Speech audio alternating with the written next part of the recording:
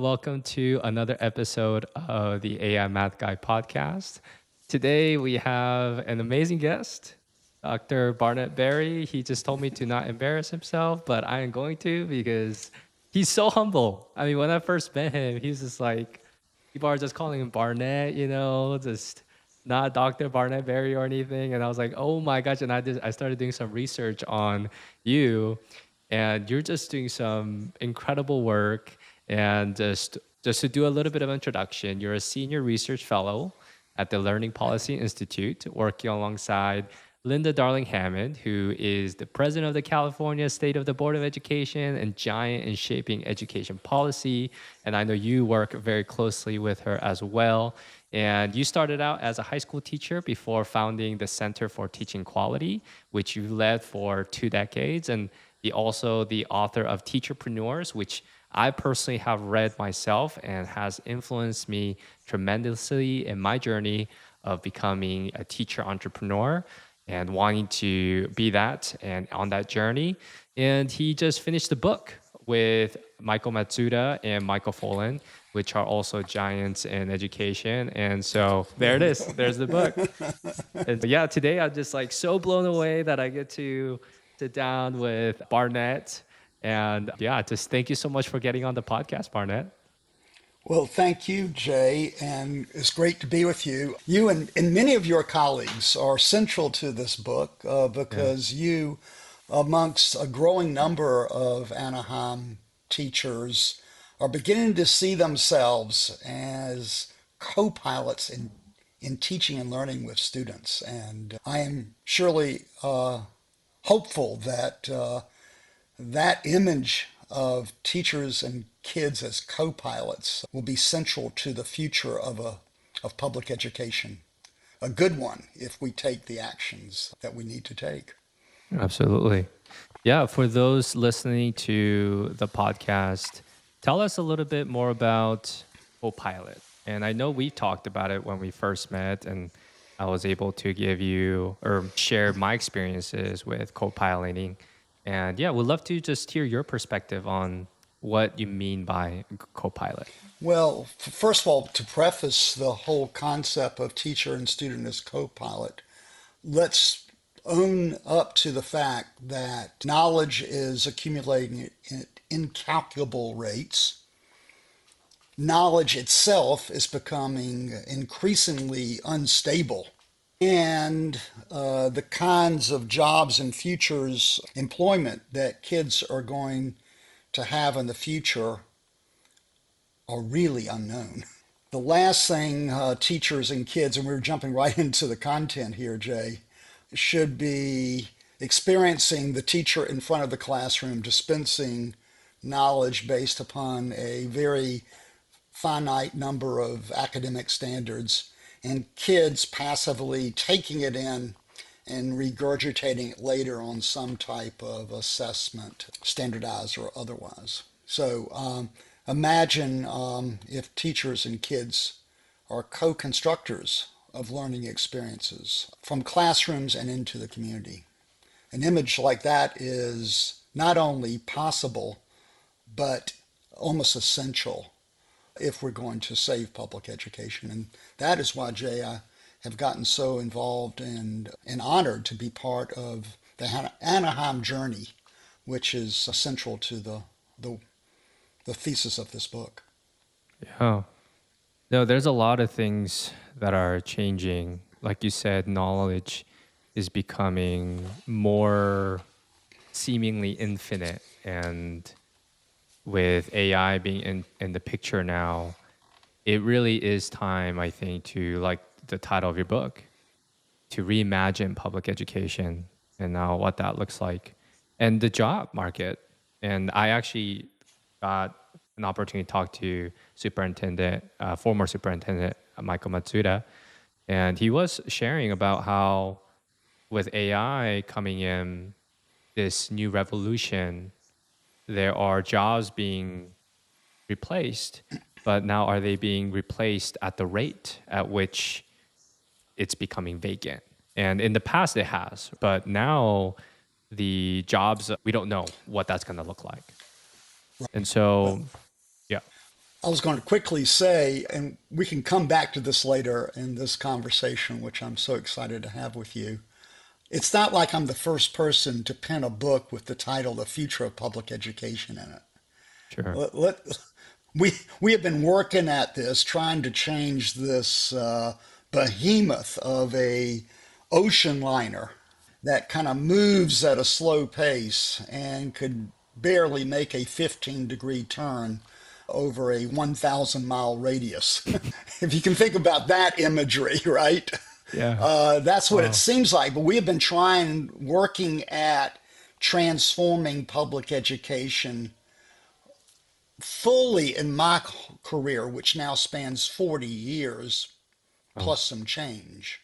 And there were efforts prior as well, Jay, that the factory model of teaching and learning that emerged in the 1920s, literally, when schools were designed on the principles of the field of scientific management, one Frederick Taylor, Mm. and we were starting to put kids through assembly line learning, just like we had put products down the line in a Ford factory to put together a car. So that we've been trying to change this behemoth for some time. The consequences, though, my friend, could never be greater right now Mm. if we don't. Yeah, I'd imagine public education.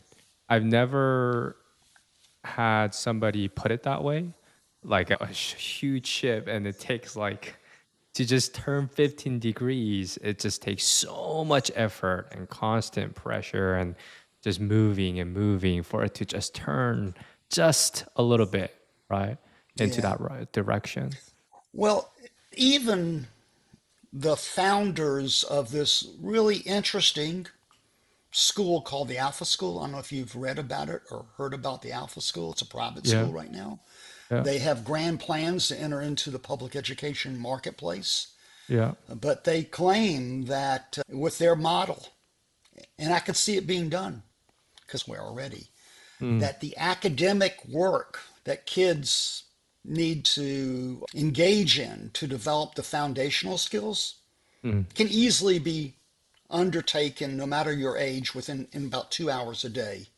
And the rest of the day Mm. is applying that knowledge in Mm. ways that inspire you, inform you, Mm. ignite you, Mm. and where you develop those durable skills, those Mm. real world skills, or in Anaheim, what's called the 5 C's, Yeah. that every business in any type of knowledge based industry is saying that's what they're looking for in current and future employees. So Alpha School is reimagining what Oh, school can yes. look like. With AI, And every kid with having an AI agent. Yeah. with every kid having an AI agent, they are redefining what that looks like. And I did hear about them and Yeah. having used AI pretty heavily in their learning flow and very interested in the ways that they are redesigning education.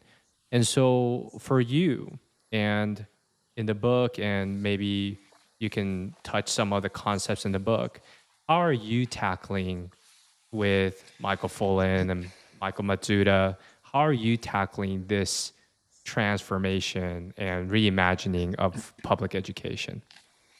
Well, without kind of totally spilling the beans or totally going overboard Yeah. with the 48,000 words in our manuscript here, where we Yeah. trace Anaheim's journey to transform its 20 schools and its system over the last 10 years. We trace the journey along about 8 factors that our friend and mentor and kind of the guru of educational change, Michael Fullan, has laid down as these 8 factors: shared purpose, belonging, time, autonomy, good leaders, teachers and students together, community linkages, and AI. Michael says if you put those 8 factors together in the right order, based upon your context, can't do them all at once, Mm.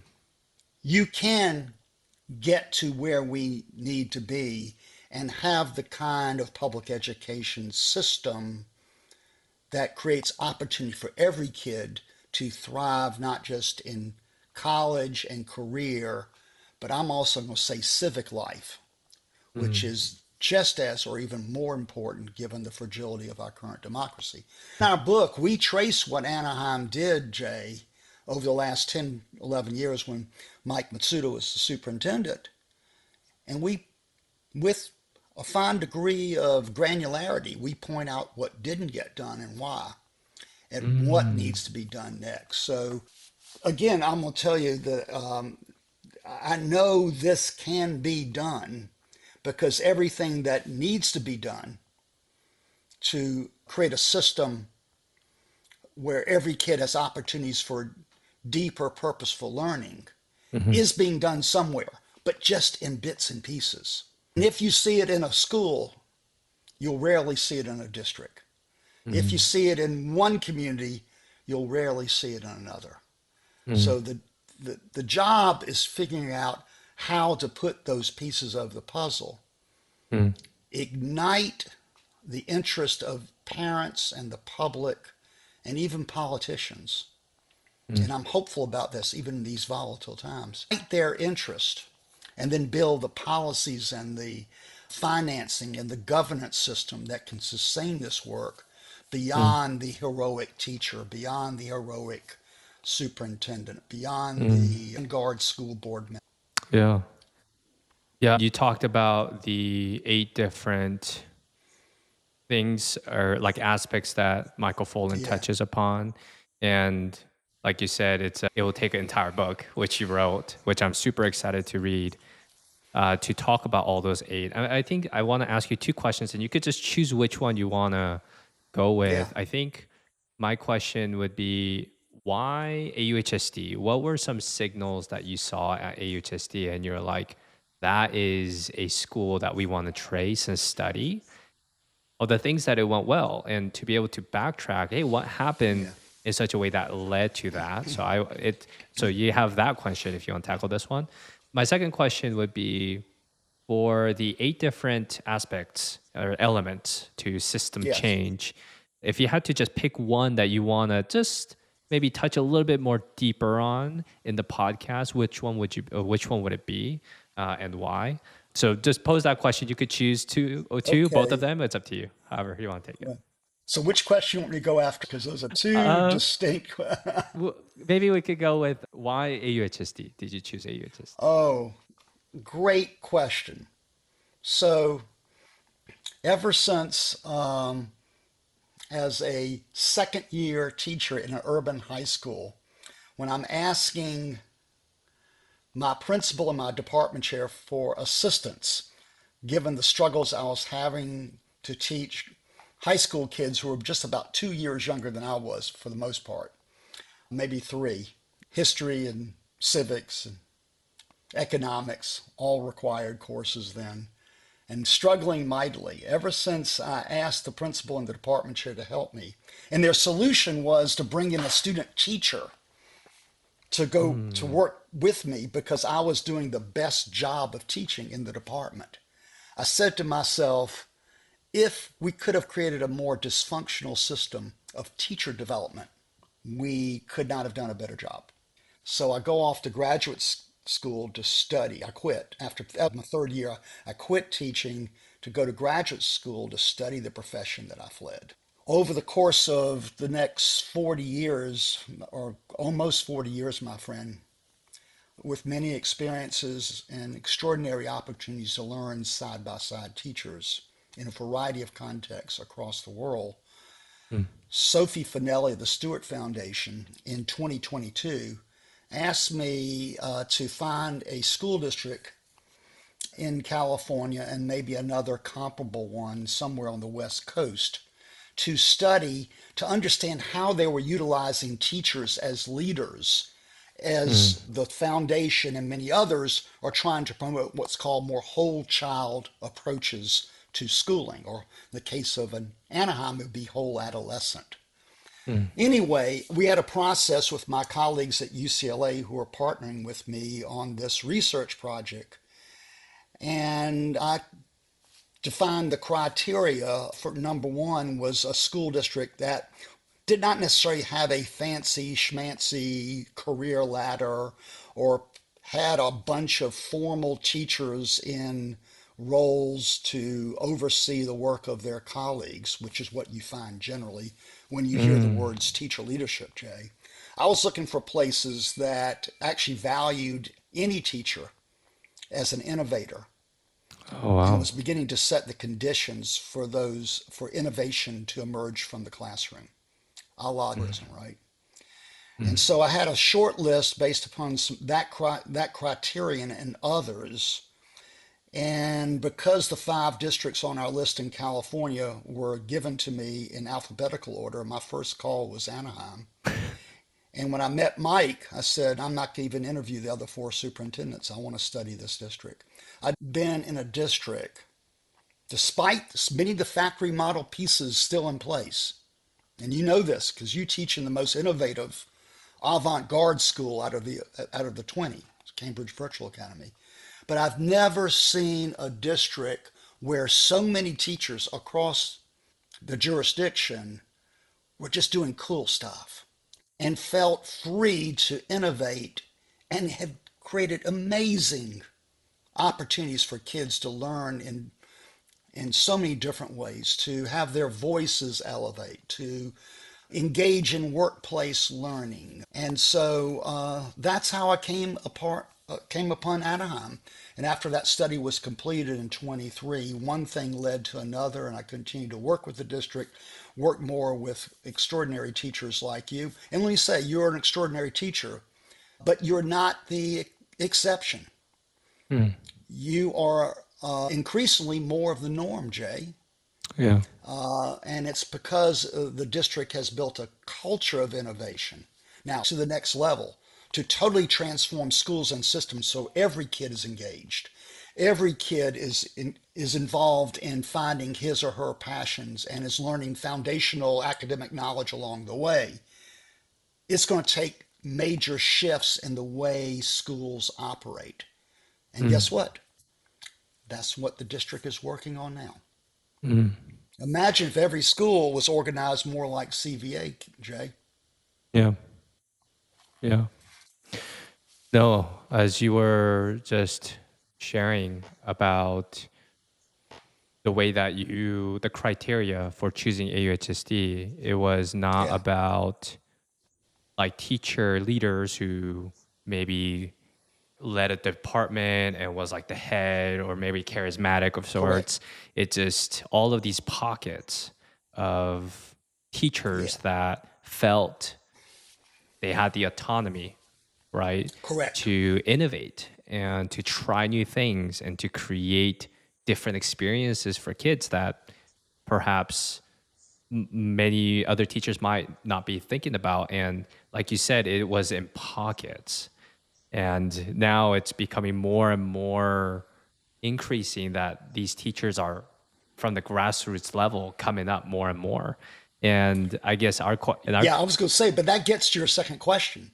yeah. Which one of those eight factors would you really highlight? Well, the one I'd highlight, and actually go to chapter 7, you'll see it. It is, it's one of the eight where it's modified. We don't use the word autonomy anymore. We Mm, don't think of teacher autonomy. We think of teacher connected autonomy. wow. That means teachers are not the independent operator that Wow. they have been socialized to be, no fault of their own, due to the factory model of schooling that's been with us in this country for literally 120 plus years. Wow. So until teachers are totally connected to other professionals and sharing responsibility for not just kids, but for each other, we're not going to get to the kind of powerful and equitable system of public education that every kid deserves. And by the way, the vast majority of the parents want exactly what we're talking about here. And we can talk about that later. Wow. Thank you for sharing that. There's moments when I do the podcast and I'm sitting with a guest and they say something, and it doesn't happen all the time, but like I just get chills, just like down from my head, just everywhere. As you were just talking about that connected autonomy, Connected like I autonomy. really felt like in my body that resonates. Yeah. Yeah, I want to interview you now. Jay, you're the AI math guy, but you just teach math at Cambridge Virtual Academy. Tell me about how you interact with your colleagues. How are you organized and how do you organize your work as professionals at CVA? Yeah.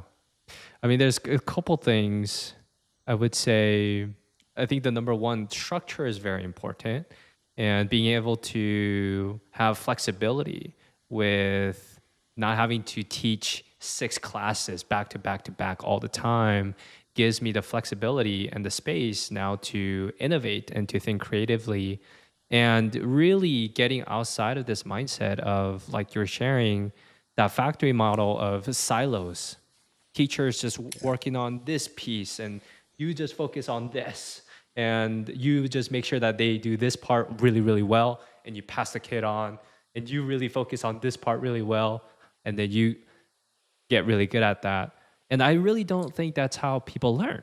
I think all these subjects are so intertwined, and when kids are able to make different connections, oh, how about that, and then how about this, and then they could just go down the rabbit hole. I think that's like where learning comes from. And to facilitate that, it's really rethinking silos and getting out there and connecting with the teachers. And before you can just start collaborating with them, I think this is what Hilda's really good at, is belonging and Right. bringing And those y'all relations. and y'all work in dyads at a minimum, right? Yeah, You exactly. always got a teaching partner at your side, both physically and kind of emotionally. Exactly. Yeah, in my room right now, there's 3 teachers, or two, Mandy and Ohenya, and then me all together. And that's how all the rooms are designed, and which I really appreciate. And right now, Mandy and I are collaborating together on the Keeling curve, and we are doing transdisciplinary work on math and English together. And I know that Mandy is working with Ray, and they're co-teaching a class, like literally together, and it's really cool. And then for the 7th graders, we're tackling the housing crisis through tiny homes, looking at the percentages. I'm working with Lori right now, and then Ray and Ruth all together, coming together in different subjects, tackling the same question that are meaning. And the kids are like, Okay, so why is this not off across the entire district? I think we're getting there, right? Like Yes, we pockets. are. Yeah. Remember And what I said? that's, Everything that needs to be done is already being done.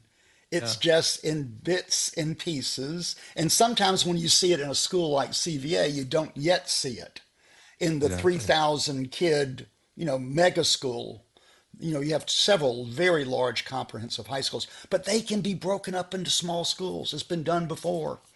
Ted Sizer did it in the 80s. Debbie Meyer did it in the 70s and 80s. Ted Sizer did it in the 80s and 90s and the early aughts. Okay?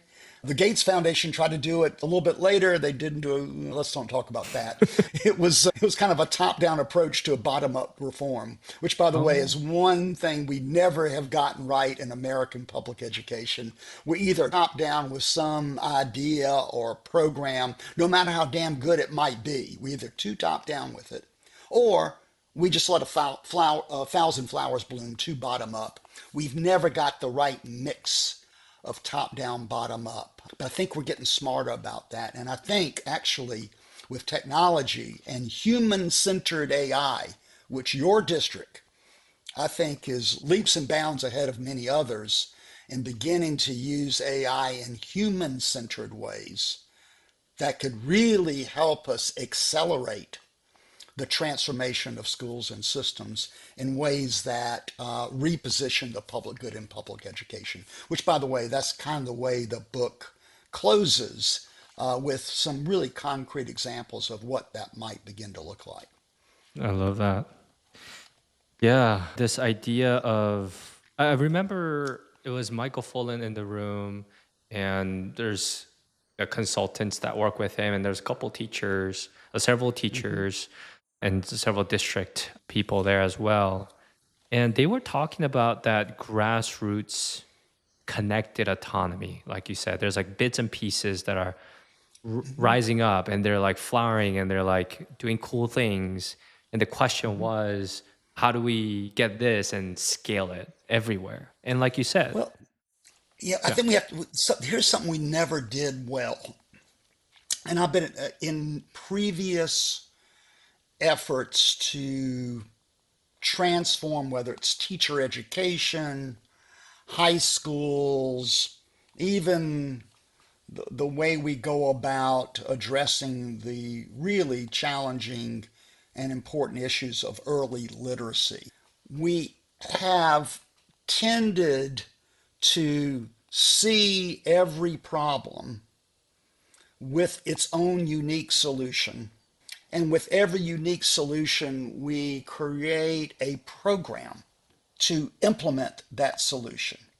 And before you know it, teachers like yourself and millions others are feeling this heavy weight of program after program, all Mm, intentions with good people and um, wanting to do the right thing, but they become such a burden. It would almost take an archaeological dig to go find the original program that was layered on top of this school to address this problem or that problem or this problem.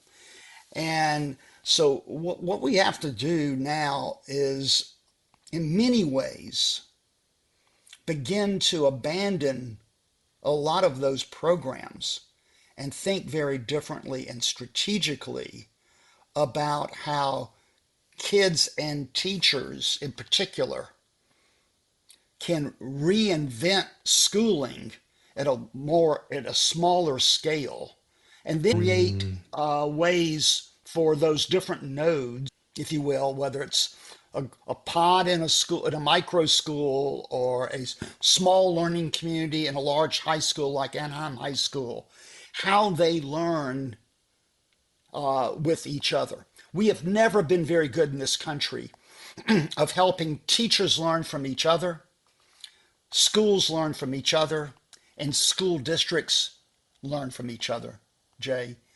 wow. In fact, it seems like we've done just the opposite. We create policies and conditions and accountability that kind of push teachers, schools, and districts to compete with each other as opposed to help each other accelerate their own learning. That's so good. When you talk about programs that now solved a specific problem, and then as time went by, they just added layers and layers, and now you even forgot what yeah. And more bureaucracy, my friend. Years ago, you mentioned Linda. We were doing some work together. I'm not sure if this data are available. These data are available from OECD, as they were a decade ago. But I would dare say they're about the same. But think about this: when we compared the U.S. using this OECD data, excuse me, teacher data and administrative data, when we compared the state of the teaching profession in the US versus, let's say, the Finlands and the Singapores and the other top performing jurisdictions, what you found is about somewhere between 70 to even 75% of all credentialed educators in those top performing jurisdictions were in classrooms. Maybe not full time, but they had some feet in the door of a classroom. They might be in this hybrid role like the 5C coaches in Anaheim, but literally 75% of the credential educators were teaching kids. In the US, you know what that percentage was? 50%. Half the people that we employ that are credentialed in American education are not teaching kids. If Mm, just this goes back the whole concept of teacherpreneurs, Jay, yeah. and we laid it out. I laid it out in that 2013 book. If a few more administrators would teach something, a whole Mm, lot more teachers could lead a lot more. wow. Yeah, no, as you're sharing, that's the concept of the teacherpreneur. It's Yeah, the ability to continue to teach in the classroom. And like we talked yeah, about before, is if you don't teach and if you don't continue to keep the craft sharp, it's easy to lose touch with yeah, what students are going through. And with these like teacher leaders who administrators, I actually know an administrator. Her name is Dr. Beth Fisher, and she's very innovative. And one of the things that she does is she's a district person, or she's like a director level person, but she still teaches yeah. class. And I think that goes to the idea, which I really appreciated what you just shared right now about the bureaucracy that comes after you solve that solution and then you start adding layers of programming on top of it and the bureaucracy that comes with it. And then now when you lay it on people, it just becomes so heavy. Rather, what you're sharing, this I think is really beautiful. And I think this is something that I can like practice now is like you start with a small group of people, whether it's like a micro school or like a learning pod, right? And then you start developing this culture and this way of working with one another and experimenting together. And from that place, you start systemizing or start laying the groundworks so that it's almost like a playbook that you start creating. Then maybe you could There's share got with to others. Or, there's got to be more space in everyone's day, week, year, and life to learn from each other. There is absolutely no way that Anaheim Union High School District, and it's in the book in black and white, maybe in boldface too, I love it. that the aspirations of the district cannot be realized where every kid is leading his or own learning with voice, purpose, and prepared for college, career, and civic life. If you don't change the structures that would allow teachers, and first and foremost, to Mm. be connected to each other, be Mm. expected to learn from each other, and share their expertise in a system of distributed expertise.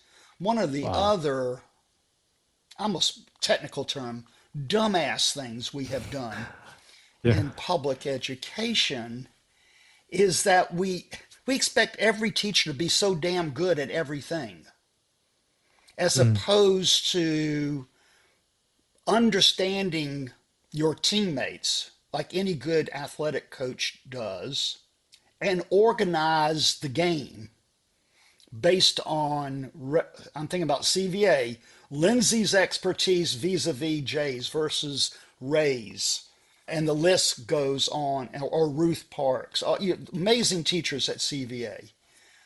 But y'all have been very intentional, and I think Hilda's been even more structured and intentional about looking at your strengths and mapping out how to best utilize y'all. We can do that across an entire district of 1,150 teachers. And Mm. with technology, Jay, we could do it not just in Anaheim, but we could connect teachers from one district to another. This is why I remain at my grand old age, after being at this for so damn long, still very hopeful that we can get this done. Because I am certain, despite the craziness that we're experiencing now, the stress educators are under, children are under, parents are under, we can reinvent the public education system that most, I'm going to say majority of American people really still want for our Mm. society. Wow. Unless we don't, if we don't make the bold moves, the privateers are going to take over.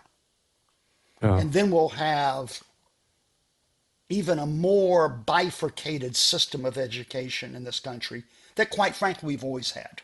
Yeah. We've always we have college curriculum for the so-called bright kids, And we have the other curriculum, not so ambitious, not so demanding, much more boring for the so-called less bright kids. We've always had that in our system. Educators like yourself, principals like Hilda, principals like Ruben, I could go across all the principals and teachers in your district. So many folks are trying to break through that. Mm. But if we do not make some major shifts in the next couple of years, the privateers are going to have their way. And that will create an even more inequitable system than we currently have. Mm.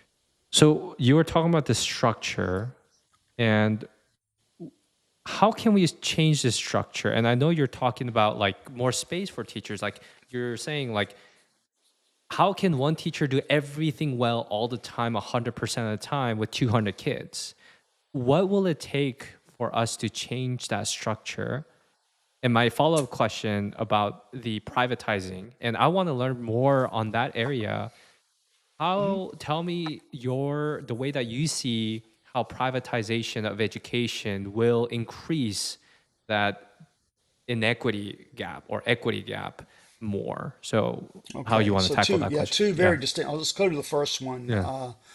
I mean, and first of all, there's got to be greater curricular coherence Mm. within and across schools in a district. Now, I'm not talking about a standardized curriculum. I'm also talking about moving away from the multitude of standards to essential knowledge and organizing learning experiences in interdisciplinary ways where, I mean, this has been done forever, for decades. You see it in some of your schools already in Anaheim, where English and social studies teachers are basically hitting multiple standards and helping kids develop some essential academic wherewithal in one fell swoop. So you got to start organizing learning experiences like you might find in a place like Bostonia Global, a charter, a dependent charter high school inside Cajon Valley, a small school, 300, 1/10 the size of Anaheim High School, and 1/9 the size of Cypress High School in your district. But there, 3 days a week, kids are in projects, all interdisciplinary, Mm. where they're expected to master substantive content through 24 leadership competencies that are also validated in the other 2 days a week when they're in workplace learning experiences in the community, online, or even in the school district office, and having Mm. more time to have personalized support from their advisors. Their teachers are called advisors, they're not called teachers. So Mm. they have organized it for a 300 kids school, a very different curriculum. And by the way, their kids, if they want to go to college, get into college, even with a transcript with no GPA on it. Wow. So that's just one powerful example right down the road, a couple hours south of Anaheim on the way to San Diego. Yeah, I do remember, I think Superintendent Matsuda talking about that school that has no grades. Is that the one? It's Yeah, completely comp. yeah, Yeah. because it's all Wow. competency based. Yeah. So you asked me where to start. I, Yeah. and if you can't do it across 20 schools and 1,150 teachers and 26,000 kids all at once, you shouldn't. You can't. Mm. You can start in one place, but be strategic about how it moves from place to place. That means you got to Mm. build in time, structures, processes, and tools for joint learning. We don't Mm. do enough of that. Jay, Mm. did you teach in a traditional high school in Anaheim? The Savannah High School. Okay, how many hours a month did you have set aside to collaborate with colleagues? So it would be about 2 hours, oh, maybe an hour a week, or maybe like an hour and a half a week, I would say. So that would Okay. be, yeah. So 1 hour and 30 minutes times four, right? What if I told you could, even with the existing if you change this curriculum a bit and change the schedule and the way you organize people and time, you could get 8 hours a week right now. That'd be So there'd be like incredible. a sevenfold, almost well, sixfold That'd increase be, right yeah, there. And yeah, that's not counting the kind of time that you find at CVA because you're not in this meat grinder of a schedule, yeah, meeting another 35 kids every 47 minutes yeah, for 5+ hours a day, straight almost, 5 days a week, right? So you, when you're not in the midst of that meat grinder, you have more time to reflect. oh yeah, You're more open to new ideas. You're more likely to hear a colleague's advice. You're more likely to go seek a colleague for assistance when you absolutely. don't have that rigidity that of work experience that most teachers in America still have to deal with. But we're seeing movement across the country. We are really are. Lots of examples are bubbling up, but we've got to be strategic about how good ideas move Mm, from place to place. And they do not move on their own accord, Jay. Not. The system is resilient. absolutely. Man, I have so many questions and thoughts that I want to dig more. And I know it's already 44 minutes in here. I could talk all day about this stuff. And So could I. man, I have so many questions, but I want to just bring it back to what we shared before we started the podcast, which was you got to go backwards to go forward, talking about the Yeah. principle. So you want to go ahead and talk about that? Yeah, that's yes. I don't know if your audience knows this, but principle, the term in the educational context, in the public school context in America, when that term first emerged, it was an adjective, not a noun. Mm, It was a modifier of another word, mm, and that word was teacher. That meant the principal teacher taught some regularly with other teaching colleagues. He or she, back then it was more he, unfortunately, but now, okay, now we have a little bit more equity in those roles. But now we can revert to that. We can go back to rethinking schooling in such a way that the term principal becomes an adjective again and not just a noun. And when the principal's main job is not to be the instructional leader, but to cultivate instructional leadership amongst everybody. Not all the mm. same. That principal is someone who is the keeper, is the co-keeper of the flame, but also one that has his or her eye on where the expertise is, where the aspirations are among his teaching or her teaching colleagues, and help put the pieces of the puzzle together in order Well, to create the most powerful learning opportunities for that every kid deserves, especially in this age of AI when if you do not know how to learn, if you do not know how to get important stuff done, and if you don't know how to navigate complex human relationships, three core skills that every high school graduate must demonstrate. Three core skills.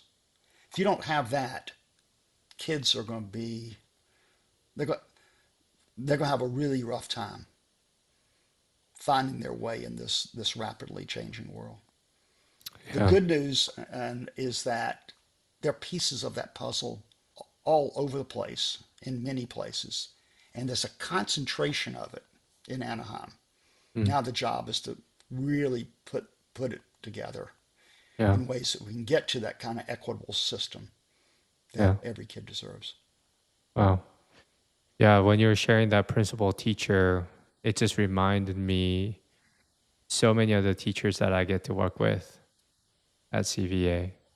And like you said, these are teachers who keep the flame alive and where Yeah. we're willing to support each other and go out of our way to serve and to, yeah, keep that flame going and our passion for work and the good things that we're doing at our schools. Yeah, thank you so much. I have like questions about AI and just, oh man, so many questions, but I know it's already Well, 49 minutes. My last word of hope and encouragement to the listeners I've, out there. Yeah. I'm gonna have to be a little redundant by saying that everything needs to be done is already being done someplace. But I want to add one more parallel beacon of hope.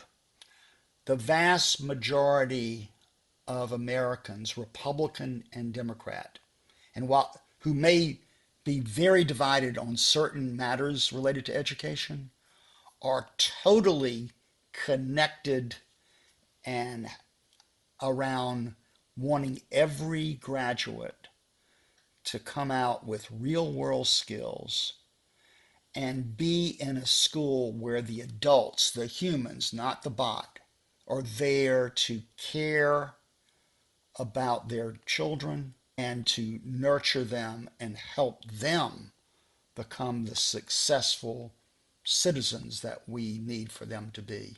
The vast majority of Americans want what you see in Anaheim, but to get it to the place where we can build momentum and reposition the public good in public education, we're going to need everybody from school boards to superintendents to teachers and to parents to think differently about the way schools are organized Yeah. and what counts for learning. And we can do it.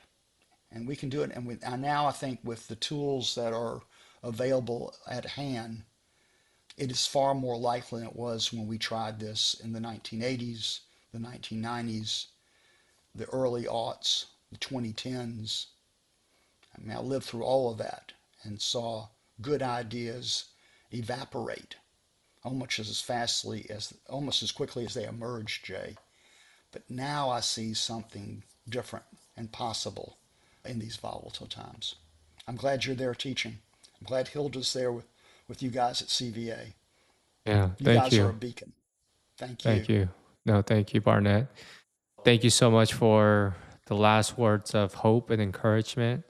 Just want to appreciate your time that you just got to just share your insights with me. And I'm going to be sharing this with everyone I know, honestly, because there's so many good things. And just want to say Yeah. thank you again. See And you in a few weeks in Anaheim again. I'm looking forward to back at my second home. perfect. Yes. Sounds good. All right, Thank everyone. you. Thank you again for watching and listening to the AI Math Guy podcast. And I'll see you guys in the next episode. Bye bye.